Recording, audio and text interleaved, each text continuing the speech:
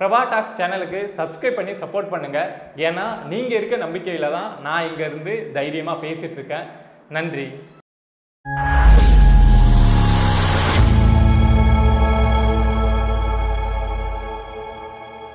நமக்கெல்லாம் ஒரு பிரச்சனைனா தெய்வத்திட்ட போய் நிற்போம். அந்த தெய்வத்துக்கே ஒரு பிரச்சனைனா எங்கே போகும் அப்படின்னு சொல்லுவாங்கல்ல. ஸோ அதை மாதிரி ஒரு சம்பவம் தான் இப்போ நடந்திருக்கு. திமுகவோட இளைஞர் அணி நிர்வாகி ஒருத்தர் வந்து அம்மன் சிலையை 100 வருடம் பழமையான ஒரு அம்மன் சிலையை வெளிநாட்டுக்கு கடத்த முயற்சி பண்ணி இப்போ கைது செய்யப்பட்டிருக்காரு. இதில் அந்த தொகுதி எம்எல்ஏவுக்கும் தொடர்பு இருக்குது அப்படின்னு சொல்லிட்டு அவரையும் விசாரிக்கணும் அப்படின்னு சொல்லிட்டு அங்கே இருக்கக்கூடிய அந்த மக்கள் வந்து போராடிட்டு இருக்காங்க.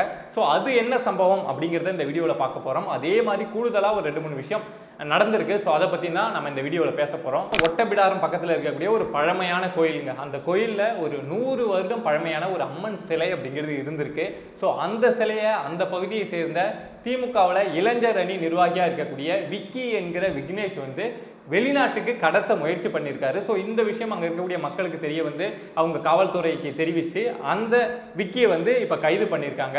அதான் கைது பண்ணிட்டாங்களப்பா, பிரச்சனை முடிஞ்சிருச்சா அப்படின்னா கிடையாது. இந்த சம்பவத்தில் இந்த விக்கி மட்டும் தொடர்பு கிடையாது. இதை தாண்டி அந்த தொகுதி எம்எல்ஏவாக இருக்கக்கூடிய திமுகவோட எம்எல்ஏவாக இருக்காரு சண்முகையா அப்படிங்கிற நபர். ஸோ அவருக்கு தொடர்பு இருக்குது அப்படிங்கிறது தான் அந்த பகுதி மக்கள் வந்து வைக்கக்கூடிய ஒரு பெரிய குற்றச்சாட்டாக இருக்குது. ஆனால் இது தெரிஞ்சுமே இதை மாதிரி அவருக்கு தொடர்பு இருக்குது அப்படின்னு தெரிஞ்சுமே காவல்துறை வந்து அவர் விசாரிக்க மாட்டேங்கிறாங்க. ஏன்னா ஒரு திமுகவில் எம்எல்ஏவாக இருக்கிறதுனால விசாரிக்க மாட்டேங்கிறாங்க. அவரை விசாரிச்சா இந்த ஒரு சிலை கிடையாது, இந்த ஒரு விக்கி கிடையாது, இன்னும் பல விஷயங்கள் தெரிய வரும் அப்படிங்கிறது தான் அங்கே இருக்கக்கூடிய மக்கள் வந்து வைக்கக்கூடிய ஒரு பெரிய கோரிக்கையாக இருக்குது. நமக்குமே ஒரு சந்தேகம் வருது இல்லை, ஒரு 100 வருடம் பழமையான ஒரு அம்மன் சிலை அது எப்படி அந்த திமுக இளைஞர் அணியில் ஒரு நிர்வாகியாக இருக்கக்கூடிய விக்கி அப்படிங்கிற ஒரு சின்ன பையனுக்கு தெரிய வந்து அவன் ஒரு தனிப்பட்ட முயற்சியால் அந்த சிலையை வந்து வெளிநாட்டுக்கு கடத்திட முடியுமா அப்படின்னா முடியாது. அவனுக்கு மேலே இருந்து யாரோ வந்து அவனை டைரக்ட் பண்ணியிருக்கணும். ஸோ நமக்கு அந்த சந்தேகம் வரப்போ அங்கே இருக்கக்கூடிய மக்களுக்கு அங்கே என்ன நடக்குது அப்படிங்கிறது தெரியும்ல. ஸோ அந்த அடிப்படையில் அந்த மக்கள் வந்து அந்த எம்எல்ஏ சண்முகையாவை எடுத்து விசாரணைக்கு கொண்டு வரணும், அவரை விசாரிச்சா இன்னும் நிறைய விஷயம் வெளியில் வரும் அப்படின்னு சொல்கிறாங்க.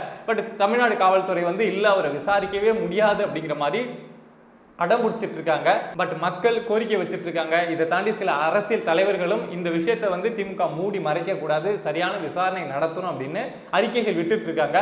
பட் திமுக என்ன செய்வாங்க அப்படிங்கிற விஷயத்த நம்ம பொறுத்து தான் பார்க்கணும். யோசிச்சு பாருங்களேன், தெய்வத்துக்கே இந்த நிலைமை. நம்ம இப்போ தெய்வத்திட்ட போய் ஏதாவது கேட்டோம், என்ன தெய்வமே உனக்கே இந்த நிலைமை வந்துருச்சு அப்படின்னா அது நம்மளை தான் அடிக்கும். ஏன்டா நானா ஓட்டு போட்டேன், நீங்கள் தானே ஓட்டு போட்டீங்க, நீங்கள் ஓட்டு போட்டு நீங்கள் அடி வாங்குறது, நீங்கள் திட்டு வாங்குறது இல்லாமல் எனக்கும் இந்த நிலைமை வந்துருச்சுடா, நீங்கள் தப்பாக ஓட்டு போட்டதுனால என்னையும் இப்படி தூக்கி விற்கிறாங்களடா அப்படின்னு தெய்வமே புலம்புற நிலைமைக்கு தான் வந்து நிற்கிது. ஸோ இது ஒரு சம்பவம்.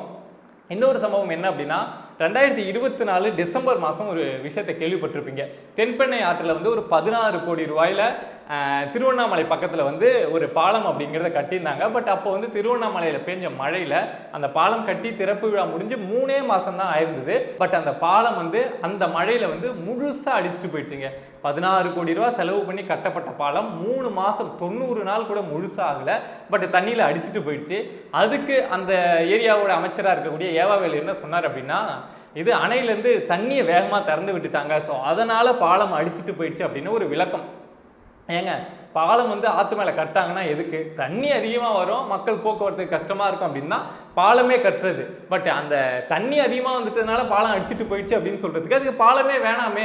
தண்ணி அதிகமாக வரப்போ பாலம் அடிச்சுட்டு போயிடுது அப்படின்னா மக்கள் வந்து எப்பொழுதும் போல் சுற்றி போயிட்டு போகிறாங்க. இதை மாதிரி ஒரு விளக்கத்தை ஏவாவேலு கொடுத்தாரு. இந்த சம்பவத்தை என்னத்துக்கு சொல்கிறேன் அப்படின்னு கேட்குறீங்களா? உங்களுக்கு புரியும். இப்போ ஒரு 2 நாளைக்கு முன்னாடி தரமணியில் வந்து ரோட்டில் போயிட்டு இருந்த கார் வந்து திடீர்னு உள்ளே போயிடுச்சு. நமக்கு தெரியும், அந்த வீடியோ நான் அந்த இமேஜஸ் காட்டுறேன் பாருங்கள். 5 பேர், ஒரு குடும்பத்தில் சேர்ந்து 5 பேர் போயிருக்காங்க. திடீர்னு நடு ரோட்டில் அந்த கார் வந்து சிக்னலுக்கு பக்கத்துலங்க உள்ளே போயிடுச்சு.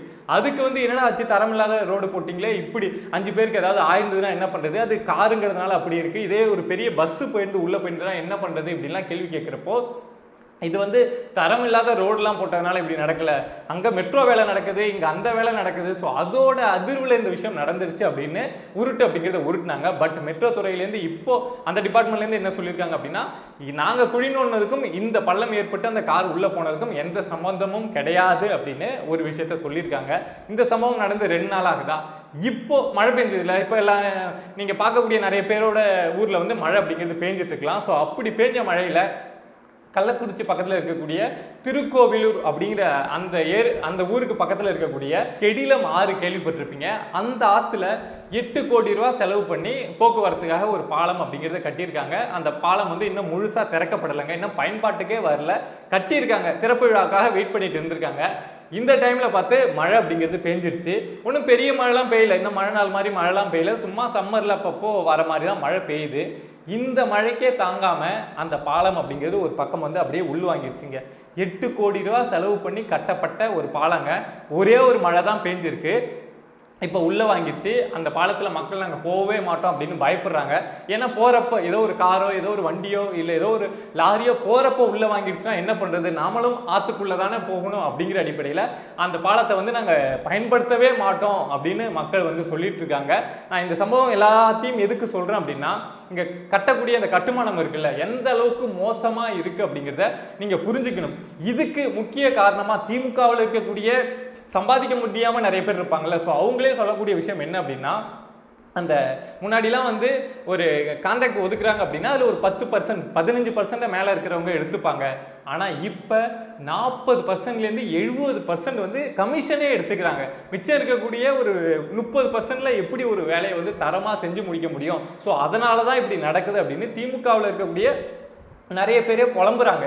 திமுகவில் ஒரு நல்ல பொறுப்பில் இருக்கக்கூடிய நபரே ஏதாவது கான்ட்ராக்ட் வந்தது அப்படின்னா என்னெல்லாம் செய்ய முடியாது அப்படின்னு சொல்கிற அளவுக்கு இருக்குது. ஏன்னா ஒரு கோடி ரூபாய்க்கு ஒரு கான்ட்ராக்ட் வருது அப்படின்னா கீழே ஒரு 50 லட்ச ரூபாய் எடுத்துக்கிறீங்க அப்படின்னா 50 லட்ச ரூபாயில் அந்த வேலையை இவர் எப்படி செஞ்சு முடிக்க முடியும்? இது தாண்டி அவருக்குன்னு ஒரு லாபம் வேணும்ல, அட்லீஸ்ட் அதை செய்கிற அவருக்கு ஒரு 10% லாபம் வேணும்ல. அப்போனா 1 கோடி ரூபாயில் செய்கிற வேலையை 40 லட்ச ரூபா 30 லட்ச ரூபாயில் செஞ்சு முடிக்க சொன்னால் ஒரு நபரால் எப்படி செய்ய முடியும்? செய்ய முடியாதுல்ல. ஸோ அதனால் திமுகவில் இருக்கக்கூடிய நிறைய பேரே வந்து இவ்வளோ கமிஷன் நீங்கள் எடுத்துக்கிட்டீங்கன்னா எங்களால் பண்ண முடியாது அப்படின்னு சொல்கிற நிலைமை தான் இப்போ திமுகக்குள்ளே நிலவிட்டு இருக்கு. ஸோ இதுக்கு உதாரணம் தான், அதையும் மீறி கட்டப்படுற விஷயங்கள் தான் இது. நடு ரோட்டில் தரமணியில் போயிட்டு இருந்த கார் உள்ளே போகுது. இதை மாதிரி விஷயத்த நீங்கள் எங்கேயாவது கேள்விப்பட்டிருக்கீங்களா? திருவண்ணாமலையில் கட்டி 3 மாசமான 16 கோடி ரூபா செலவு பண்ணி கட்டப்பட்ட பாலம் அப்படிங்கிறது 90 நாளில் தண்ணியில் அடிச்சுட்டு போகுது. இப்போ திரும்ப அதுக்கு வந்து இன்னொரு 16 கோடி ரூபா ஒதுக்கி கட்டினா தான் அந்த இடத்த திரும்ப பாலம் கட்ட முடியும். அதை தாண்டி அந்த உடஞ்சி உள்ள பாலம் இருக்கும் பாருங்க, அதை அகற்றணும் அப்படின்னாவே அதுக்கு 1 கோடி ரூபா செலவாகும் போல. ஸோ அதை மாதிரி ஒரு சம்பவம். இப்போ பேஞ்ச மழைக்கு கள்ளக்குறிச்சியில் ஒரு சம்பவம். ஸோ இதெல்லாம் வந்து நான் நடந்துட்டு இருக்க விஷயங்களை உங்களுக்கு வந்து நான் ஒரு உதாரணமாக சொல்கிறேன். இது மாதிரி இன்னும் நிறைய விஷயங்கள் நடந்துட்டு இருக்கு. பட் இப்போ நம்ம எல்லாருமே இந்த இடி விஷயத்தில் ரொம்ப ஃபோக்கஸ்டாக இருக்கிறதுனால இந்த மாதிரி விஷயங்களை கவனிக்காமல் விட்டுட்டு கடந்து போகிற மாதிரி இருந்தது. ஸோ அதனால் என்ன நடந்துட்டு இருக்கு அப்படிங்கிற விஷயத்தை உங்கள் கூட வந்து ஷேர் பண்ணோம் அப்படின்னு நினச்சேன். ஸோ இந்த சம்பவங்கள் பற்றி இப்போ ஒரு 3-4 சம்பவம் சொல்லியிருக்கேன். அம்மன் சிலை திருட்டுலேருந்து எங்கெங்கே என்னென்ன விஷயங்கள் நடந்திருக்கு அப்படிங்கிற விஷயத்தை உங்கள் கூட ஷேர் பண்ணியிருக்கேன். ஸோ இந்த விஷயத்தை பற்றிலாம் நீங்கள் என்ன நினைக்கிறீங்க அப்படிங்கிறத மறக்காமல் கமெண்ட் பாக்ஸில் கமெண்ட் பண்ணுங்கள். பிரபா டாக் சேனலுக்கு சப்ஸ்கிரைப் பண்ணி சப்போர்ட் பண்ணுங்கள். ஏன்னா நீங்கள் இருக்க நம்பிக்கையில் தான் நான் இங்கேருந்து தைரியமாக பேசிகிட்டு இருக்கேன். நன்றி.